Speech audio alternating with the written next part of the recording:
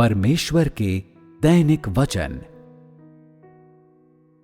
परमेश्वर के देह में होने के दौरान जिस आज्ञाकारिता की वो लोगों से अपेक्षा करता है, वो नहीं होती है जो लोग कल्पना करते हैं।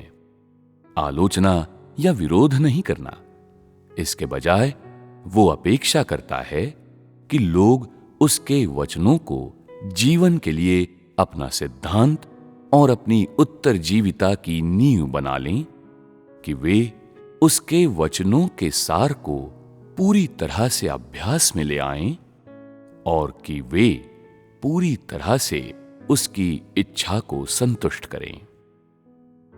देहधारी परमेश्वर की आज्ञा का पालन करने की लोगों से अपेक्षा करने का एक पहलू उसके वचनों को अभ्यास में लाने को संदर्भित करता है और दूसरा पहलू उसकी सादगी और व्यावहारिकता का पालन करने में सक्षम होने को संदर्भित करता है।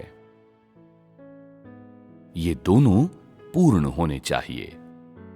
जो लोग इन दोनों पहलुओं को प्राप्त कर सकते हैं, वे सभी ऐसे हैं जिनके पास परमेश्वर के लिए वास्तविक प्रेम वाला हृदय है। ये सभी वे लोग हैं जो परमेश्वर द्वारा प्राप्त किए जा चुके हैं और वे सभी परमेश्वर से उतना ही प्यार करते हैं जितना वे अपने स्वयं के जीवन से प्यार करते हैं।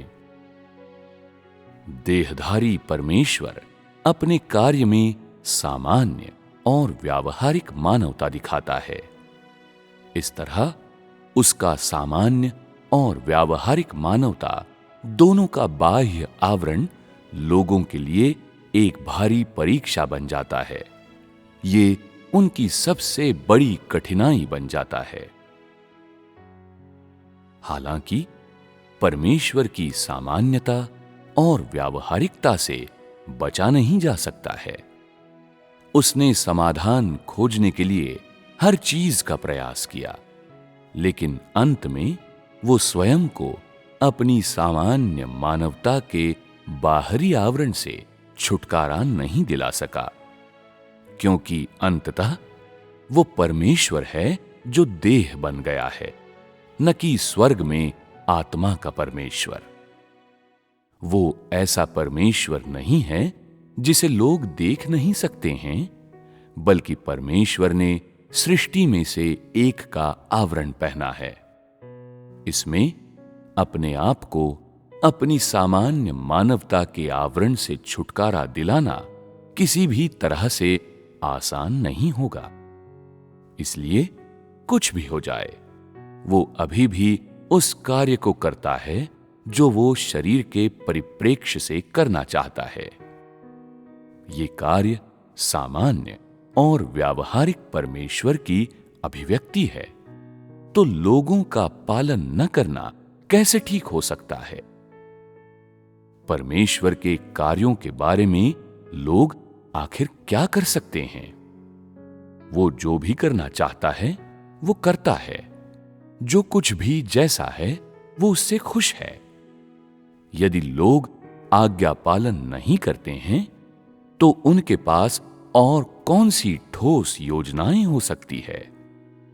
अब तक ये अभी भी आज्ञाकारिता है जो लोगों को बचा सकती है, कोई अन्य चतुर विचार नहीं है।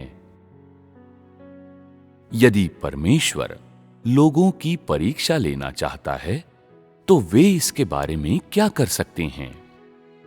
लेकिन ये सब स्वर्ग के परमेश्वर का विचार नहीं है, ये देहधारी परमेश्वर का विचार है। वो ऐसा करना चाहता है तो कोई भी व्यक्ति इसे बदल नहीं सकता है।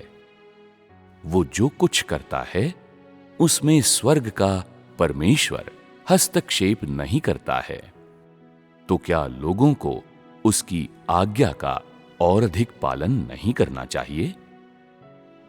यद्यपि वो व्यावहारिक और सामान्य दोनों है, किंतु वो पूरी तरह से देह धारण किया परमेश्वर है। उसके अपने स्वयं के विचारों के आधार पर वो जो चाहता है वही करता है। स्वर्ग के परमेश्वर ने उसे सभी कार्य सौंप दिए हैं। वो जो भी करता है तुम्हें उसका पालन करना चाहिए। यद्यपि उसमें मानवता है और वो बहुत सामान्य है, ये सब वो है जो उसने जानबूझकर व्यवस्थित किया है। तो लोग उसे कैसे अस्वीकृति के साथ पूरी आंखें खोलकर देख सकते हैं? वो सामान्य होना चाहता है तो वो सामान्य है। वो मानवता के भीतर रहना चाहता है तो वो मानवता के भीतर रहता है। वो दिव्यता के भीतर रहना चाहता है तो वो दिव्यता में रहता है। लोग इसे जैसा चाहें वैसा देख सकते हैं। परमेश्वर हमेशा परमेश्वर रहेगा और लोग हमेशा लोग रहेंगे। कुछ मामूली विवरणों की वजह से उसके सार को अस्वीकार नहीं किया जा सकता है, न ही उसे एक छोटी सी चीज के कारण परमेश्वर के व्यक्ति के बाहर धकेला जा सकता है। लोगों के पास मानव जाति की आजादी है और परमेश्वर के पास परमेश्वर की गरिमा है। ये एक दूसरे के साथ हस्तक्षेप नहीं करते हैं। क्या लोग परमेश्वर को थोड़ी सी भी स्वतंत्रता नहीं दे सकते हैं? क्या वे परमेश्वर का थोड़ा अधिक लापरवाह होना सहन नहीं कर सकते हैं? परमेश्वर के साथ इतना कठोर मत बनो। हर किसी में एक दूसरे के लिए सहिष्णुता होनी चाहिए। तब क्या सब कुछ का समाधान नहीं हो जाएगा? क्या तब भी कोई मनमुटाव होगा?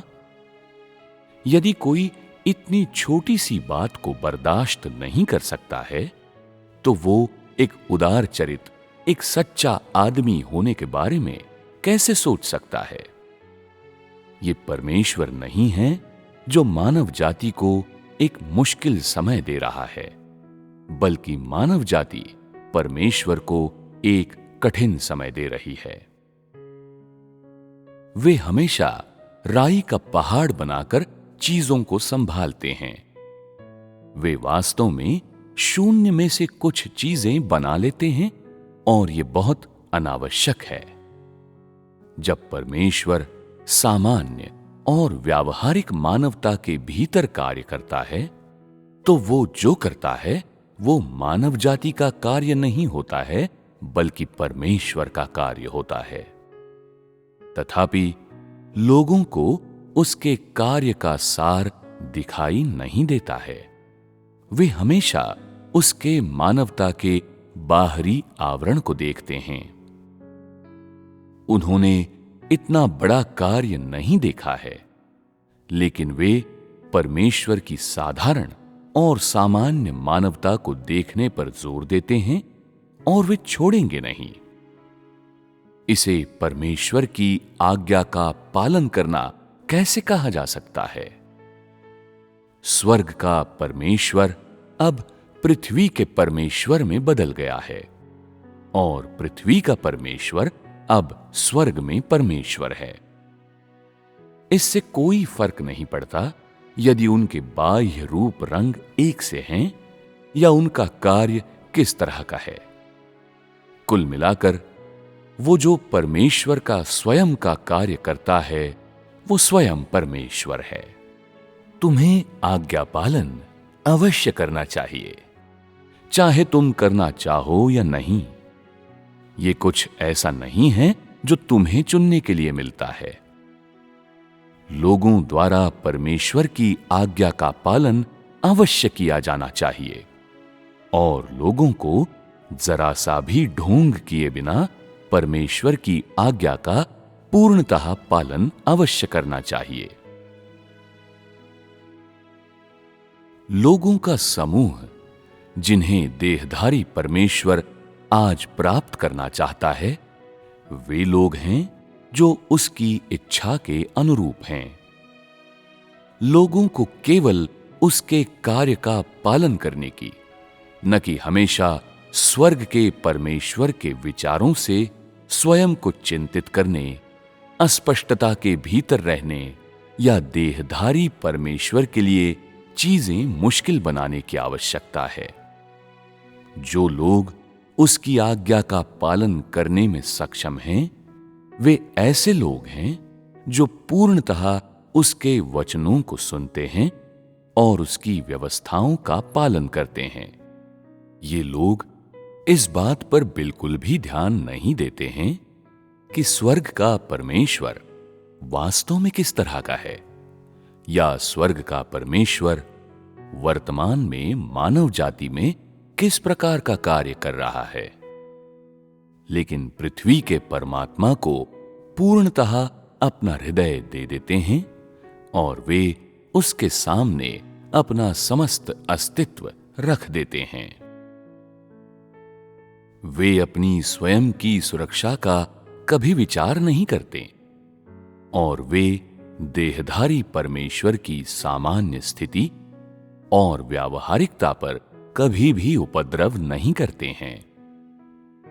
जो लोग देहधारी परमेश्वर की आज्ञा का पालन करते हैं, वे उसके द्वारा पूर्ण बनाए जा सकते हैं। जो लोग स्वर्ग के परमेश्वर पर विश्वास करते हैं, वे कुछ भी प्राप्त नहीं करेंगे। ऐसा इसलिए है क्योंकि ये स्वर्ग का परमेश्वर नहीं बल्कि पृथ्वी का परमेश्वर है, जो लोगों को वादे और आशीषें प्रदान करता है। लोगों को स्वर्ग के परमेश्वर की ही हमेशा प्रशंसा नहीं करनी चाहिए और पृथ्वी के परमेश्वर को एक औसत व्यक्ति के रूप में नहीं देखना चाहिए। यह अनुचित है। स्वर्ग का परमेश्वर आश्चर्यजनक बुद्धि के साथ महान और अद्भुत है, किंतु इसका कोई अस्तित्व ही नहीं है। पृथ्वी का परमेश्वर बहुत ही औसत और नगण्य है। वो अति सामान्य भी है। उसका एक असाधारण मन या बहुत आश्चर्यचकित करने वाला कार्य नहीं है। वो सिर्फ एक बहुत ही सामान्य और व्यावहारिक तरीके से बोलता और कार्य करता है। यद्यपि वो गड़गड़ाहट के माध्यम से बात नहीं करता है या हवा और बारिश को नहीं बुलाता है, तब भी वो वास्तव में स्वर्ग के परमेश्वर का अवतरण है और वो वास्तव में मनुष्यों के बीच रहने वाला परमेश्वर है। किसी ऐसे को देखने के समय जिसे वे स्वीकार नहीं कर सकते हैं और अधम के रूप में तो नितांत कल्पना भी नहीं कर सकते हैं, लोगों को उसका अतिशय वर्णन अवश्य नहीं करना चाहिए जिसे वो समझने में सक्षम हैं और जो परमेश्वर के रूप में उनकी अपनी कल्पनाओं के अनुरूप है। ये सब लोगों की विद्रोहशीलता है। ये परमेश्वर के प्रति मानव जाति के विरोध का समस्त स्रोत है।